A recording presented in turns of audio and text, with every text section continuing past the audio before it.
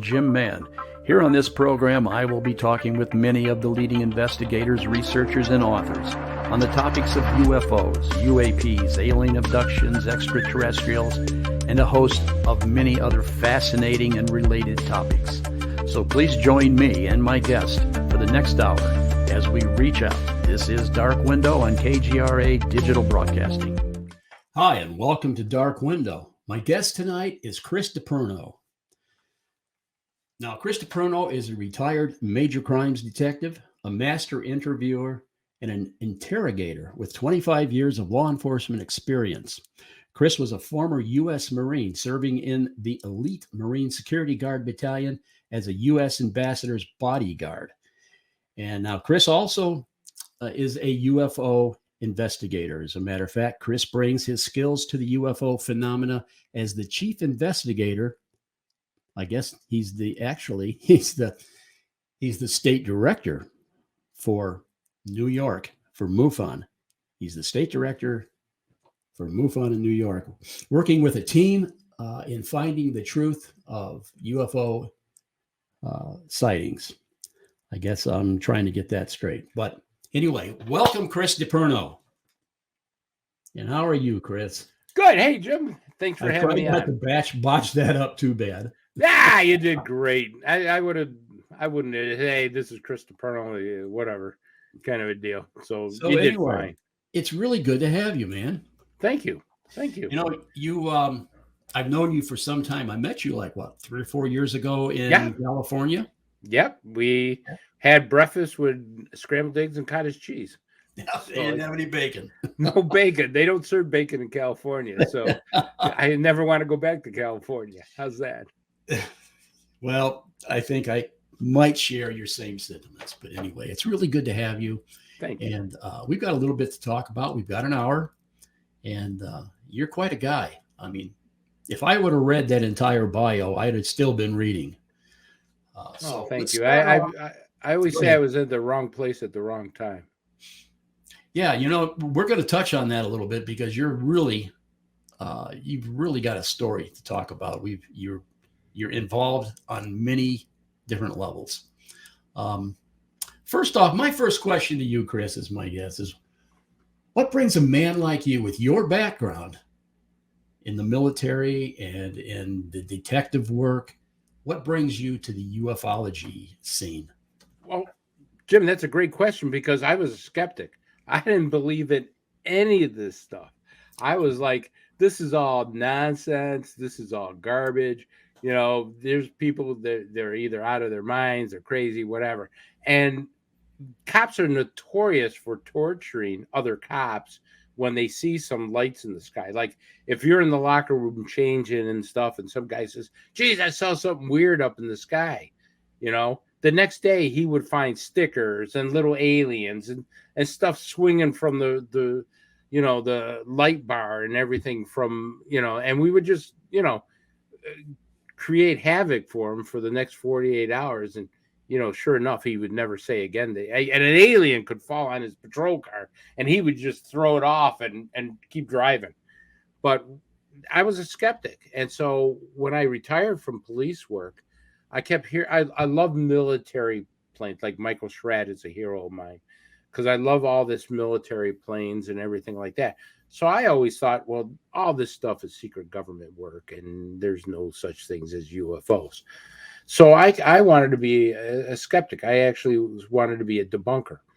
And so I got into the ufology to actually be a debunker and try to say, hey, listen, this is what this is and what it is. So when I joined MUFON because it seemed like the place where you could actually do investigations. And I said, I'm going to run a UFO investigation like I would run a homicide investigation. I'm going to follow the evidence where the evidence leads me. And of course, I started getting some cases where I went, holy God, there's something here with this. This doesn't make sense. This is not, anything military. Military can't do that type of stuff, even though they can do some amazing things. They still can't do some of the stuff that I've seen, read, had whistleblowers tell me, witnesses tell me and stuff like that. So during the course of time, I became a believer in this rather than a debunker. And so I was just became fascinated with the whole ufology aspect of what goes on. You know, Chris, I'm still reading your bio here, and um,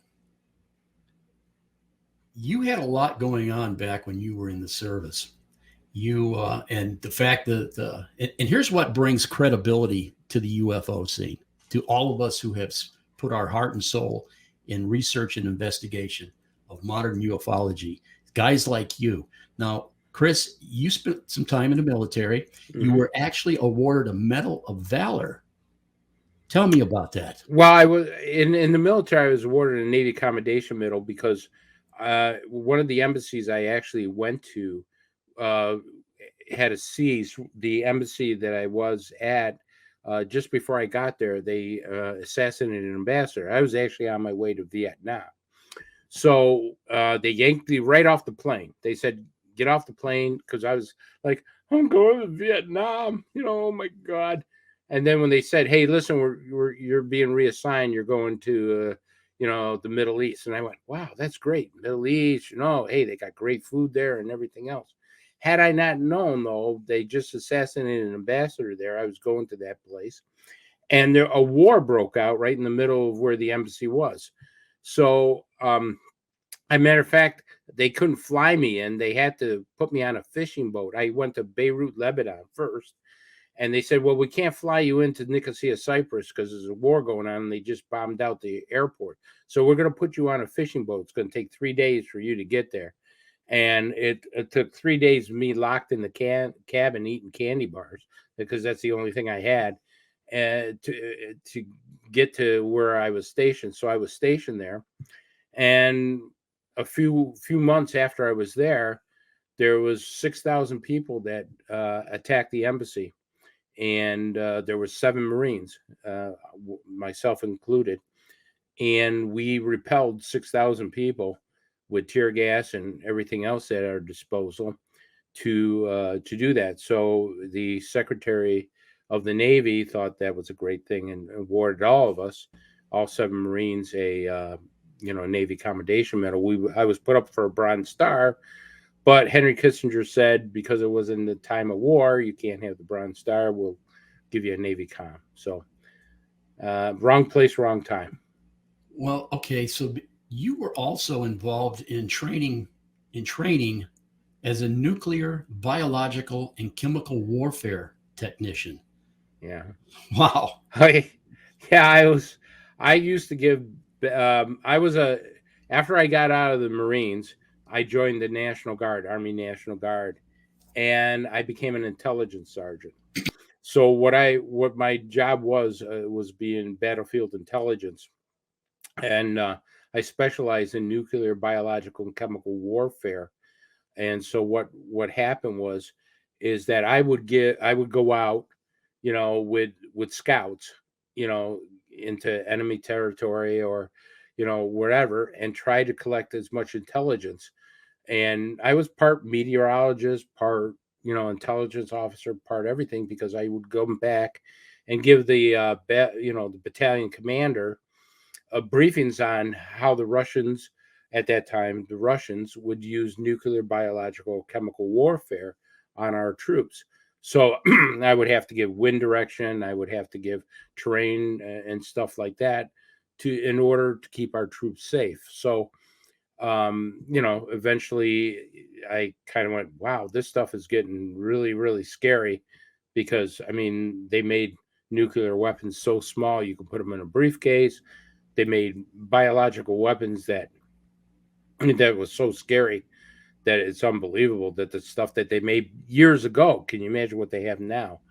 So yeah, that was my job, is to brief the battlefield commander on the ability of the Russians to use these type of weapons against us. So here's my comment to a lot of our listeners is that when we have American, and Chris, I'm going to say heroes, when we have our military men who are so responsible for so much, and now they're working in the field of ufology because they view ufology as a very real issue. Absolutely. This is the kind of stuff that brings credibility to ufology. Now, my next question is, when you got out of the military, you got involved in the New York Police Department, or Hmm. and Well, I was actually becoming a gym teacher. I wanted so much to be I loved sports, and I said, I'm going to go into becoming a gym teacher. Started going to college, and an old police chief that called me up and said, "Hey, you want a part-time job?" And I go, "Well, yeah. Well, what is it?" "Well, I got a part-time position to become a police officer. So would you like it?" He says, "I heard you got out of the Marines and everything." He says, "I'll send you to school." Yeah, okay. I was like, yeah, money. yeah, what I do was you got to broke at lose? the time. Yeah, what do I got to lose? So I went there and I got hooked, and I loved police work ever since, and eventually became a major crimes detective with a large metropolitan police department, and it was a great career. I had spent 25 years, solving homicides and rapes and shootings and stabbings and white collar crimes and everything. You name it, I've done it. So you were, quote, the homicide detective, or at least one of them. Well, yeah, Yeah. I did more than just homicides. I did shootings and stabbings. Uh, Everybody that was in the criminal investigation division were all major crimes detectives, and so we had to be a jack of all trades. We had to do homicides, and then if something came up like a shooting that the guy didn't die, we still had to investigate that and stuff. So it made us actually better because we didn't just do one single thing. We had a variety of things that we did. And I think that made us more proficient because we were able to use, different techniques on different things.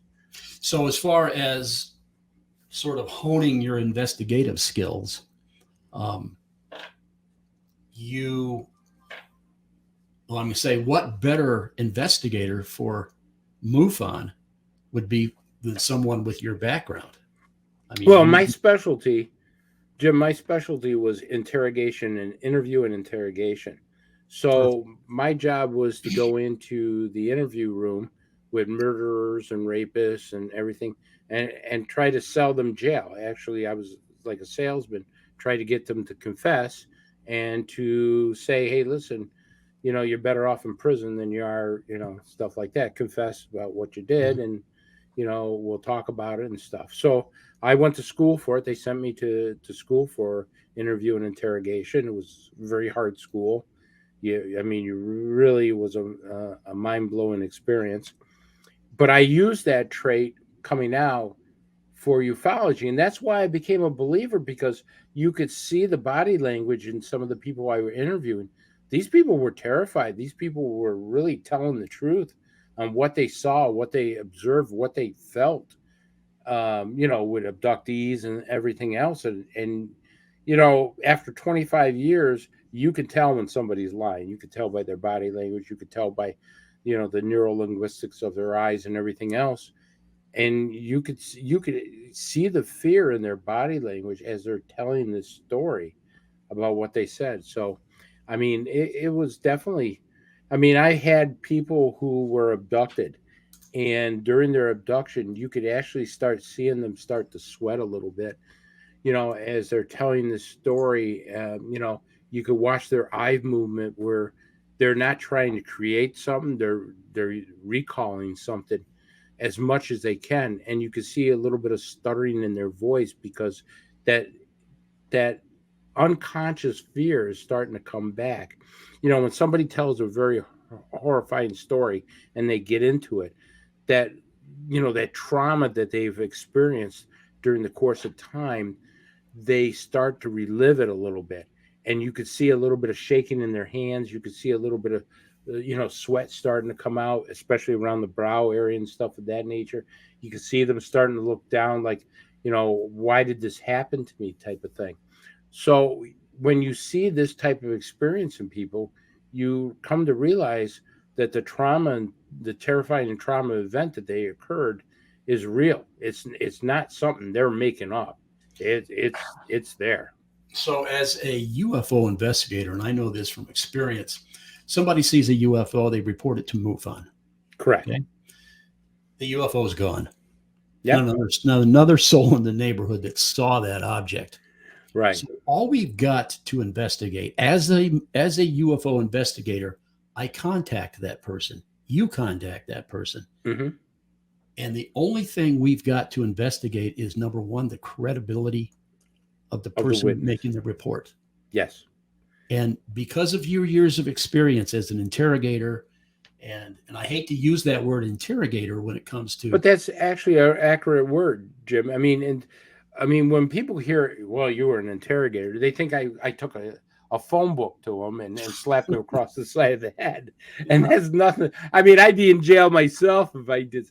An interrogator is more, there's a difference between interviewing and interrogation.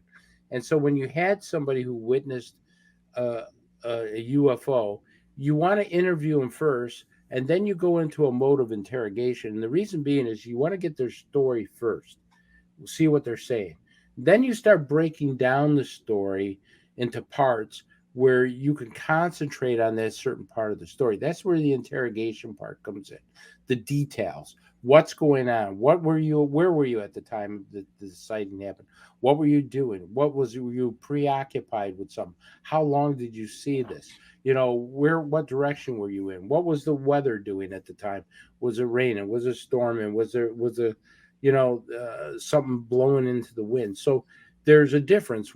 You get the story from them first, which is the interview part, and then you go into the interrogation where you're asking them the questions to detail what they saw, so you can determine, is this an actual sighting, or maybe they just saw a plane, or maybe they just saw a bird or something else in the sky, like Starlinks.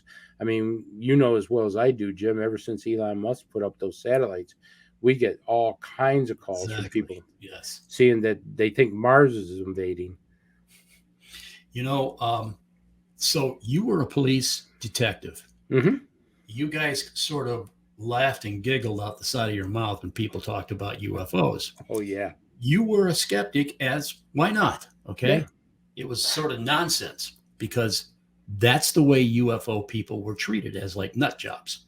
Oh, yeah. Tin hat peoples. I call them tin hat peoples all the time. I go, because police used to get calls for people that saw UFOs, and they didn't know who else to call, so they called the police. So we'd have to go and go there. I saw the lights in the sky, and it was hovering, and then it took off at incredible speed. And I'm saying to myself, "Yeah, where's your tin hat, pal?" So I guess what's that? So I'm going to say. So I guess my question is, Chris, is that you retired from law enforcement. How did you find MUFON, and why did you come this direction? Because I love mysteries, and it's a mystery. I guess it's one of the most important mysteries in the world. Are we alone in the universe? Is there other civilizations? Are there other species? Are they coming here? Are they visiting us? Are they abducting us? Why are they abducting us? What's the reason behind it? If they are, why don't they just land, say, hey, we're here. You mind if we take some samples and take a little bit of this, take a little bit of that? So, what do they consider us? We look at them and say, hey, they're this or that and that and this. How do they look at us? Do they look at us being so primitive? They look at us like we're ants. Do they look at us as a growing species that they can work with someday? Or do they just look at us as a petri dish where, they do experiments on? So, okay. So coming up to today, what do you do with MUFON today? I'm the state director of New York. So I have a team of about 14 investigators, 10 to 14 investigators. And I have a chief investigator who's absolutely phenomenal, John Lombardo. He's great. And I have an assistant state director, Tommy Nesser, is just phenomenal. I mean, we have a great team. Tommy Nesser, John Lombardo, and all the field investigators are top notch. And they're very, very dedicated to what they do. And I supervise that. and we work on trying to get the answers that people are asking. They ask these questions: Are we alone in the universe? And that's such an important question. People don't realize how important that question is, because once that question is answered, it will change everything in the world. Mm-hmm. So, as a MUFON state director in New York, how many cases do you guys do? How many Well, cases do you actually investigate every year? Well, we only used to do about 10 to 14 cases a month, but we've jumped up to 24 to 32 a month. It's almost double the load. And so we're pretty hopping. Now, a lot of those cases, they're lights in the skies. We can explain probably 90% of what's taking place. It's that 10% that really intrigues us, because there's certain things that it's just you can't explain by physics. You cannot explain by the technology we have today. Things can't move in that type of direction. Things cannot move as fast as and just disappear.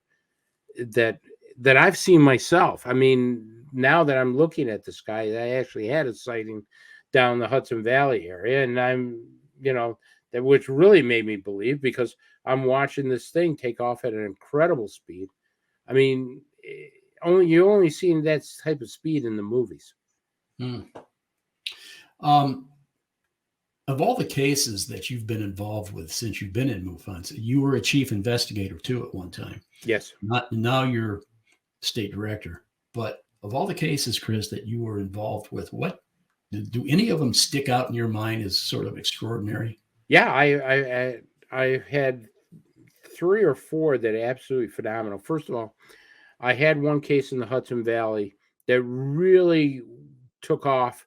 It was I got a call from a detective sergeant. He's now a friend of mine.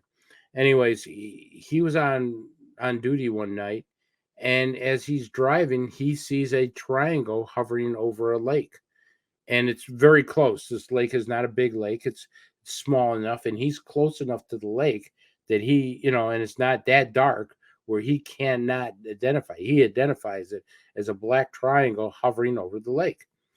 And so what happens is, as this object is hovering over the lake, it drops a barrel-sized object, not a barrel, but a barrel-sized object into the lake. And he's witnessing all this, and he's going, "This is incredible." And so other people in this village who live around the lake have also seen this triangle coming back, at times. Well, now after that happens, all of a sudden there's these lights inside the lake that are underwater like a submarine, and they're moving at an incredible speed all around the lake. And nobody can figure out what the hell is going on here, because one, you got an alien craft, some kind of craft, dropping something into this lake. And next thing is, the next 3 or 4 nights, people are witnessing lights underneath the lake, incredibly bright, going all around it. And then there's stuff happening in the lake that just doesn't make sense. For instance, there's a complete perfect circle now that does not freeze up in the winter. Now, down in the Hudson Valley area, this lake freezes every year, freezes completely over. Except now for this one area that's a complete circle, right where this barrel-sized object was dropped, that does not freeze. And they send me pictures of it and stuff. And now they have an algae bloom that's there. Now, and they can't really understand why all of a sudden they get an algae bloom. So do they think it's the nitrates or phosphates from the, runoff into the lake, which will cause it? But we took water samples from the lake, and there is not. The MUFON lab analyzed, and they says, Chris, you don't see any nitrates and phosphates in this. So, and that would be where the strongest part of the nitrates and phosphates would be, is right there. So that was an amazing, absolutely amazing story. And then we come to find out one of the most secret labs in the world was right there, and nobody even knew about it, called the Tower Building, built by Alfred Loomis, a billionaire physicist years ago. that this place did all kinds of different experiments. I mean, they had brought in all the Nazi scientists to this place, right where this lake was years ago. They were doing brainwave experiments there. They were doing direct energy weapons experiments there. They had the U.S. Air Force in there. They had Enrico Fermi and Albert Einstein there. The equations for the atomic bomb were actually built, and this is all because of a sighting on the lake. We discover all this. How deep is this lake? It's not that deep. It's not that big of a lake, but really? For some reason, it seems to be the hub of such UFO activity. I mean, people have said they see UFOs there all the time. That it's not uncommon anymore. I mean, they actually had to pass a law right outside the park, that they passed a law that you're not allowed to stop your car on the highway and watch the UFOs. It's against the law. Seriously. Yes, they actually passed a local ordinance because people were stopping on this. There were so many UFO sightings there, triangles, boomerangs, going right down the highway. People have said, I looked up, I have one of those sunroofs. I looked up and I thought it was a 747. And I realized that it's a boomerang shining a light down on me. And it's not like she's just on the road alone. People are on the side of the road pulling over, right? Seriously. Watching this. Has any of the have you guys, and I'm sure you guys have done water samples and soil samples around the lake? I think you and I talked about this. Yes, I think you and I talked about this case back when I was a state director here in Arizona. Mm-hmm. And what did you find in the water samples? The water sample, we were expecting nitrates and phosphates because it would cause the algae bloom. Excuse me. The algae bloom, see, here's the problem. The algae bloom is not at the edge of the lake. It's in the middle of the lake. So how does an algae bloom grow in the middle of the lake? Yeah, that's different. That they didn't have before. And so because the nitrates and phosphates would be runoffs from the grass, fertilizer, and all that stuff running off into the lake. That's normally how you get that type of chemicals into a lake. So we took water samples on the lake shores to see, because that would be the strongest concentration. And there's nothing there. So now how do you get this algae bloom, in the middle of the lake? Well, so we asked if we could go into the lake, grow out there, and they said absolutely not. You're not. They won't. MUFON was ready to send a dive team up.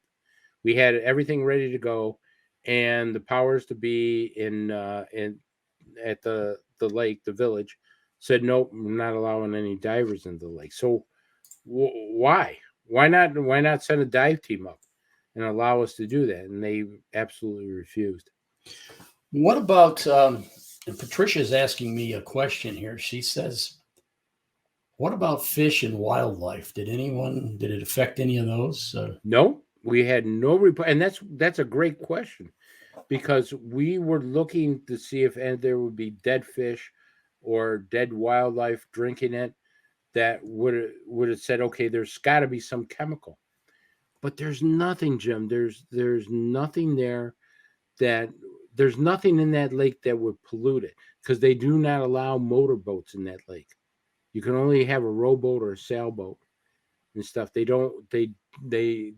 try to discourage any type of motoring in that type of lake. So now we kind of have this situation where the lake is not really polluted, but yet there's something going on that's causing this to happen. But then why would the ice not fully go cover this lake as it normally did? Why is there a perfectly circle there that is in the middle of that lake that is not frozen over? It's clear. It's just, there's just water. Why that area when everything surrounding it is frozen? Well, there's still a lot of unanswered questions on that one. And you guys closed the investigation on it, Chris? Or we did. We are still when we take an investigation like that, it's closed officially, but unofficially it's always open because we're always collecting stuff in the Hudson Valley area.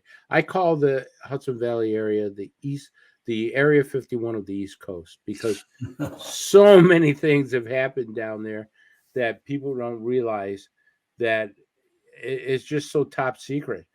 But it's there's no gates around it. It's hidden. But if you want to go into this village, you can't go in.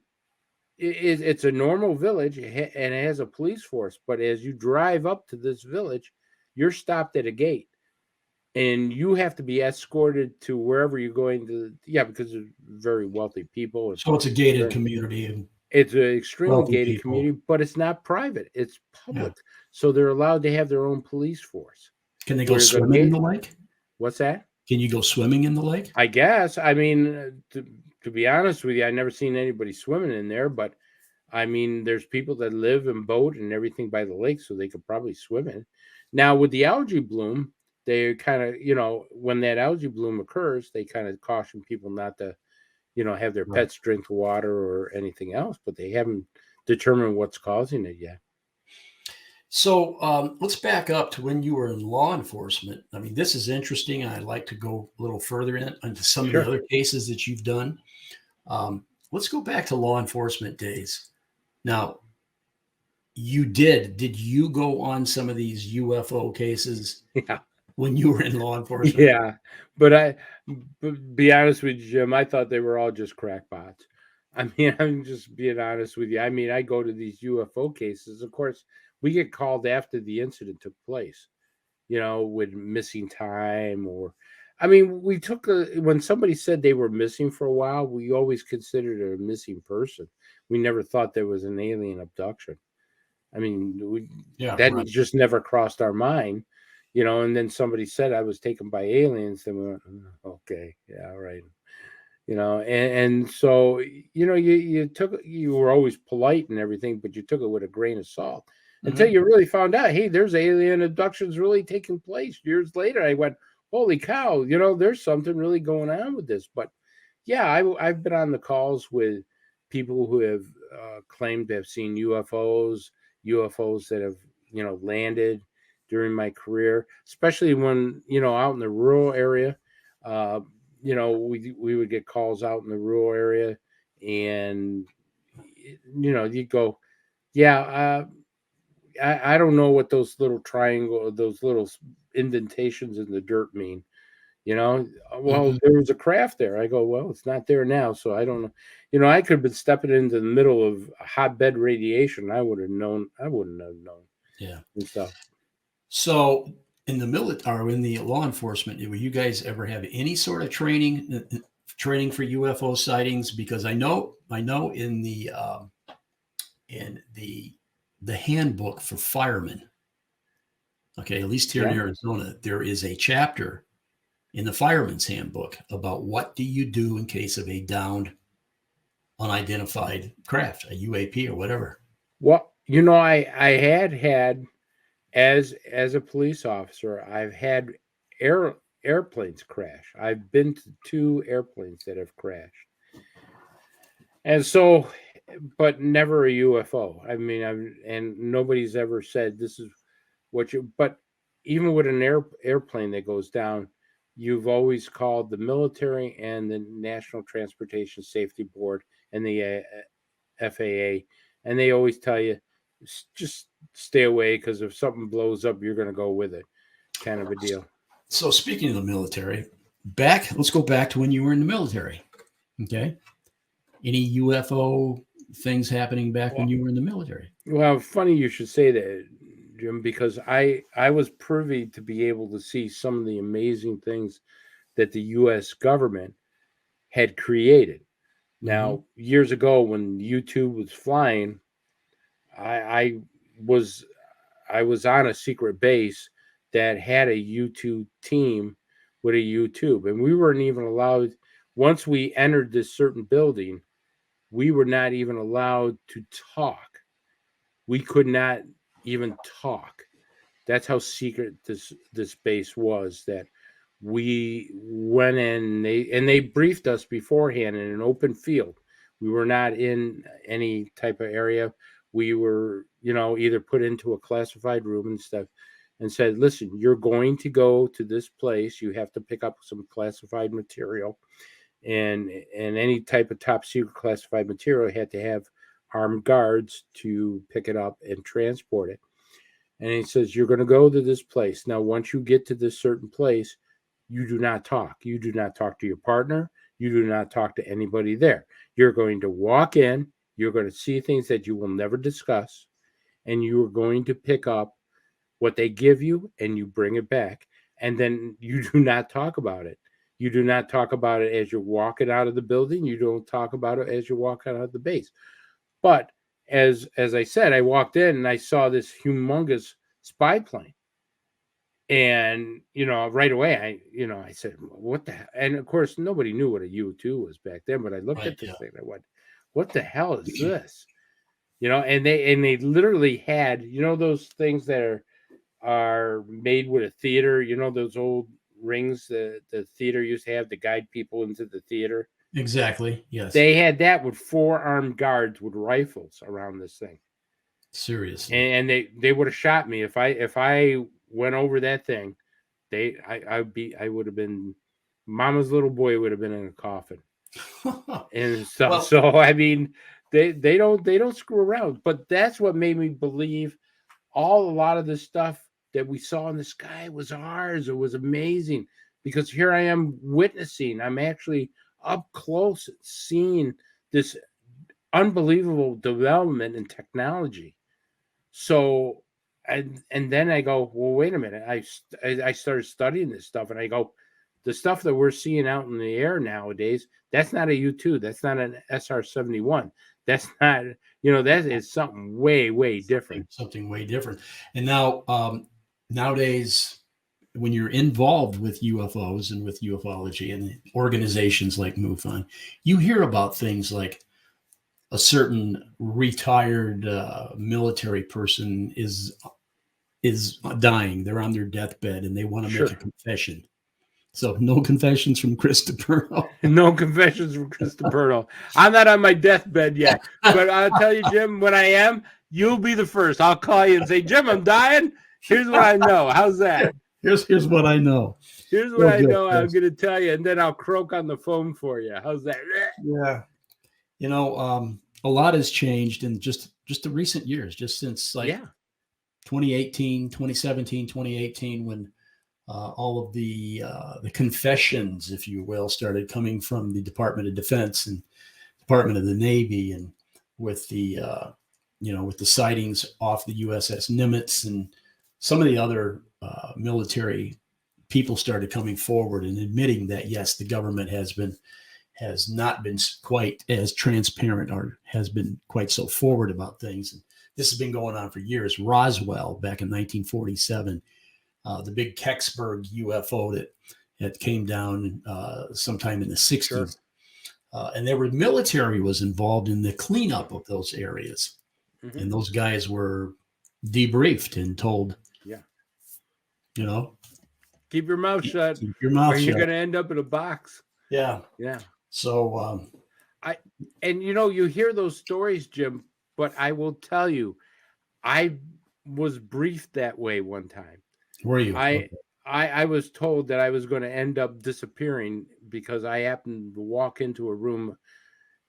There's in an American embassy, there's certain places I don't care what clearance you have, you don't go in those rooms. Right. You just don't. And if you find them open, don't be foolish enough to walk across the door, which dummy did. Okay. And I'm not going to say what I saw, but, I'm just telling you, I had the chief of station for the Central Intelligence Agency, who was a friend of mine, pretty much tell me that I was going to end up in a wooden box if I should ever do that again, and stuff. So when these people, these whistleblowers come out and say, I was threatened or this, they're probably telling the truth, because I've been in that situation where somebody, and they do it very diplomatically. You kind of like, going, Yeah, I kind of get your drift, and yeah, I won't ever do it again, sir. You know. So, Chris, you're a very interesting guy, and I've said that about 50 times now in this. Wrong place, wrong time, Jim. I never played the lottery because I'm the one that'd get the fraud card. So I'm telling my listeners here, guys, folks, Chris DePerno is the real deal, and he's got the experience to back it up, and he's extremely credible. Now let's move forward to what you're doing today. Let's talk about, you do 2 radio programs. Yes. On KGRA right here on this network. Mm-hmm. You do 2 programs. So what are they? Well, I do one called MUFON What's Up, which I'm an assistant co-host on with Katie Page and Tara Diulis, who you both know. Well, can you tell us who Katie Page and Tara? Yeah, Katie Page is the state director for Colorado, and Tara Diulis is a field investigator for MUFON. They're very experienced in the ufology field, and they bring a lot to this radio show. That it's a nice balance because, Katie knows a lot about what's going on in the Midwest, Colorado area that she brings to the table. Plus, she has done things similar to Skinwalker Ranch, so she brings that to the table. Tara brings a lot of experience from Arizona, where she was a field investigator, did a lot of investigations and stuff. So she knows what she's talking about when it comes to ufology. And both of them, they don't see a Martian around every tree. And that's the most important thing about ufology. That's what you like about it. And that's what I like about it, is because yes. I think that's important, that you have to be still, even though you're a believer, you have to be a little bit of a skeptic to be able to determine whether this is a legitimate sighting or not. Because some people, they hear this incredible story and they, oh my God, this must be real. It must be real. And it's, it can be explained. If you go into detail, you'll see that, well, it's a great sighting, but it's not a UFO. It's known to us. So that's the one thing I like. And I bring a little bit of humor to the ufology field. I like joking around with that because, it is a serious subject, but it's a fascinating subject where you can go in different directions with it. And I'd like to bring a little humor to it. And then I do the police show, which I love, because we have just tremendous stuff going on with law enforcement. The I Detective show? Yeah, the I Detective show that we do, once a week, every Wednesday at 6 p.m. Eastern time. What a wonderful show, because we're able to show police what really police work is all about. What they get the idea of police work is what they see on television. And that's farthest from the truth. It's nothing like that. 1 minute it's tragedy. I will always tell you that sometimes it's 45 minutes of boredom and 15 minutes of sheer terror. And I've seen some of those I Detective programs. You guys don't miss words at all. No, that program. No. We go after the politicians. We just did one tonight on New York, and we had a New York State Assemblyman on that blew the whistle on Albany, and the stuff that he was telling us. I mean, they want to put up in New York. They want to put up concentration camps, intern camps. They're going to call them health camps, But the bottom line is, they want to do a bill in New York that will allow the authorities to come into your home, and if they deem your wife, your children, or anything a health hazard or something of a danger, they can take you out of the home, not with a doctor, not to a hospital, but to a camp, and keep you there until they deem you healthy enough to come back. That's scary. It's extremely scary because you can't get a lawyer, you can't have an appeal, they don't even want you to have a phone call, And so you're put into this camp until somebody who says, well, we'll let them back. How scary is that?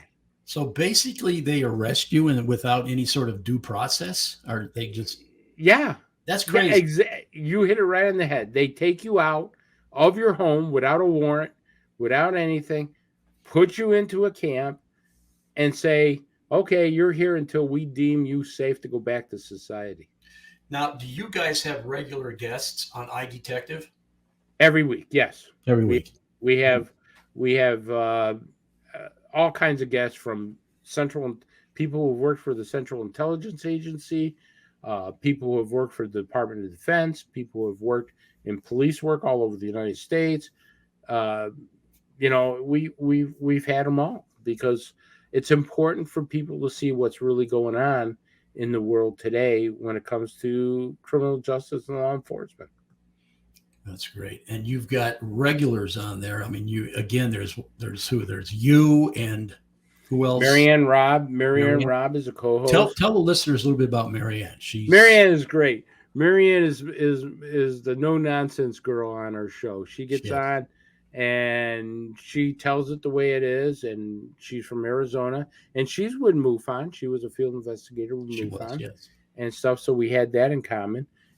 But she comes on and she'll question, like she should, the guests to make sure that they're legitimate and make sure that their information is accurate. Very good at what she does. And you have another person on there with you. We have Randy Sutton, who's on with us.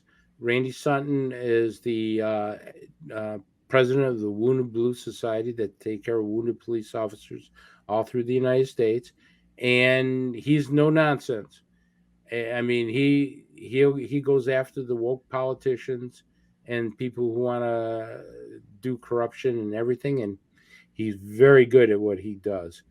And then we have Buck Savage, who's a retired detective sergeant, and he brings humor to it because we have a thing that called the dumbest criminals of the week, and I love that part. Yeah, we have videos of criminals that just fall out of the ceiling or drop their gun, and they can't get it, or Patricia, go ahead and pop that back up there, iDetective. Okay, so this comes on KGRA Digital Broadcasting Wednesday at 6 p.m. Eastern. 6 p.m. Eastern. Okay, and it's what, an hour, 2 hours? 1 hour show. 1 hour show. Yeah, and we bring everything to the table: news, humor, guests. And we just we call it telling the real deal of law enforcement. And let's go back to MUFON What's Up. Sure. What are the kind of guests? Okay, first off, MUFON What's Up is also KGRA. Mm-hmm. And show times are 8 o'clock p.m. Eastern time to 10. 2 hours. So that's actually a 2 hour gig. Mm-hmm. Okay. And who are some of the guests? Well, we've had all kinds of guests. We've had Michael Schratt on, as you had. He's fascinating. He's fantastic. We had James Goodall on. We've had Mark D'Antonio on. We've had abductees. We've had, I think Travis Walton was on one time, and Terry Lovelace has been on. And we had Jim Mann on. He was a phenomenal guest that was on the show. And, and be honest with you, you were one of the best guests we've ever had on the show because your abduction situation, and I'm not puffing you, but I'm just explaining that your abduction situation is so crucial that people should be, if anybody needs to study an abduction, it should be Jim Mann's, because it's an amazing type of abduction where it tells you partly what they're trying to do. Now, when there's three of you like that, you guys bounce questions off each other. I know you and I were talking earlier about the importance of challenging. I'm the challenger. Without being rude, but right. I like a healthy debate because what you want to do is basically is when a guest comes on, you want to vet them. You don't get a chance to vet them before the show, but you want to Right. vet them on the show. Look, you're explaining about something that's so phenomenal, so unbelievable, and you're telling this story or situation. Well, you need to be challenged. You need to be debated on it because the listeners are want to have these strong questions answered. And if you just throw softball questions, it does no good. You got to ask the hard questions. They got to stand up. Look, they're telling a remarkable story. They got to stand up to that story and say, "Hey, listen, here's the deal. Here's why," and challenge me when I ask that question. I expect them to challenge me and say, "Well, this is why I know that this happened because A, B, C, and D." Right. Well, we're just about out of time here. And all I want to say to the listeners is if you are a regular on KGRA, a listener, make sure that you get over there and watch MUFON What's Up and iDetective. I highly recommend both those programs, and you won't be disappointed with these. And Chris is the guy to challenge in a good way. In a good way, yeah. I mean, no matter who you are. I just want to say this at the end is that we got to be careful with ufology because people will not take it seriously if we don't debate and challenge the stories that are coming out. If we just accept everything that comes out without questioning it, without looking at its history and stuff, we won't be taken seriously. And this is a very serious study, ufology. Absolutely. Well, Chris, we're pretty much out of time, and I want to thank you for coming on my show. Thank you for Chris having and me. I have been friends for a few years. We're always bouncing things off each other about how this works and that works and how KGRA works. And I thought you were going to say KGB for a second. How the KGB works and the CIA and the FBI. Again, thanks, Chris. And you're welcome. Thank you, Jim, folks, for having me. On behalf of Chris, myself, and of course my program manager behind the scenes, Patricia Wilkinson, thank you for joining us here on another episode of Dark Window, and good night.